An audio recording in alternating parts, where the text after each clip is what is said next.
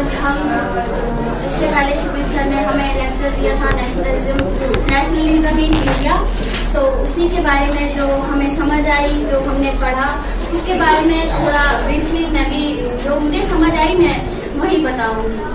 तो यहाँ पे जो फर्स्ट वर्ल्ड वॉर स्टार्ट हुई थी तो उसमें दो पावर्स थी, allied power and central power. तो अलाइड पावर में रशिया, ब्रिटेन, अमेरिका और जापान थे, और सेंट्रल पावर में ऑस्ट्रो, जर्मनी, ऑटोमन एम्पायर थे। और ये दो अलाइड पावर और सेंट्रल पावर आपस में जंग लड़ रही थी। इंडिया जो थी वो ब्रिटिशर्स की कॉलोनी थी। और जो अब हम इसमें पढ़ेंगे कि जो फर्स्ट वर्ल्ड वॉर के इफेक्ट्स थे वो हमारे हिंदुस्तान में क्या इफेक्ट्स पड़े इंडिया पर।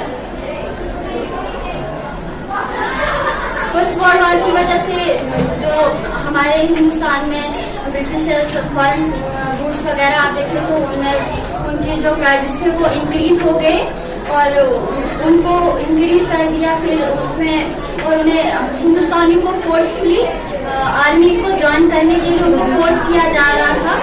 और 1918 और 1919 एंड 1920 और 1921 के बीच में जो इंडिया की क्रॉप थी वो अच्छी नहीं बनी थी।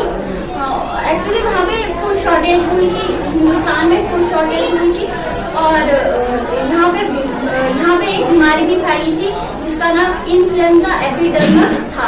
और उसमें अकॉर्डिंग टू 1921 की सेंसस में 30 मिलियन प्यूपल्स डाइड हुए थे। इसके पीछे का कारण शॉर्टेज ऑफ फूड और इन्फ्लुएंजा एपिडेमिक था। और फिर इसके बाद गांधी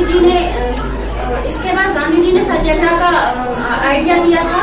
तो गांधी जी 1915 में हिंदुस्तान वापस आए थे साउथ अफ्रीका से।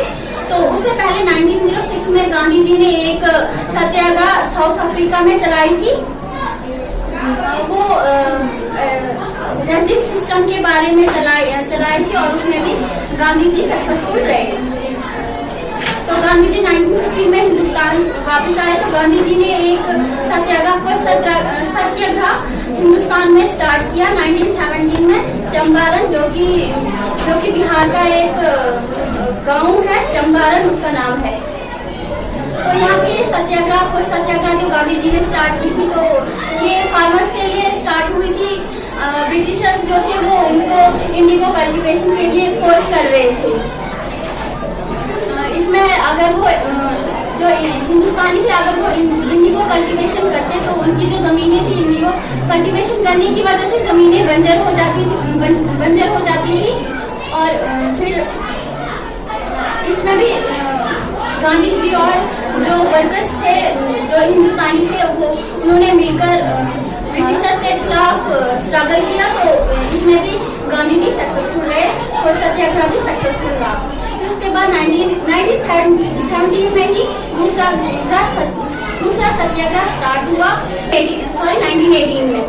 तो 1918 में वहाँ पे भी फार्मर्स के लिए ही वो सत्याग्रह स्टार्ट किया गया था। वहाँ पे क्या हुआ था कि वहाँ पे जो पीजेंट्स थे उनकी जो क्रॉप्स थी वो बनी नहीं थी, वो अच्छी तरीके से वहाँ पे बनी नहीं थी। और वहाँ पे भी एक बीमारी फैली थी जिसका नाम प्लेग एपिडेमिक था। और उसकी वजह से क्रॉप्स नहीं बनी हिंदुस्तान में। तो जो हिंदुस्तानी थे वो ब्रिटिशर्स को रेवेन्यू पे करते थे तो क्रॉप्स नहीं बनी, क्रॉप से उनको पैसा नहीं मिला तो वो ब्रिटिशर्स को रेवेन्यू नहीं दे पाए। तो उन्होंने गांधी जी गुजरात में आए और उन्होंने सेकंड सत्याग्रह स्टार्ट किया। उसमें भी गांधी जी सक्सेसफुल रहे।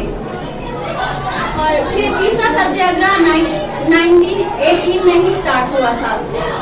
वो गुजरात अहमदाबाद में हुआ था। वहाँ पे लोगों को फोर्सफुली काम करवाया जाता था, जबरदस्ती उनको काम करवाया जाता था। और उन्हें काम तो बहुत ज्यादा करवाया जाता था लेकिन उन्हें पैसा बहुत कम दिया जाता था। और वहाँ पे वर्कर्स की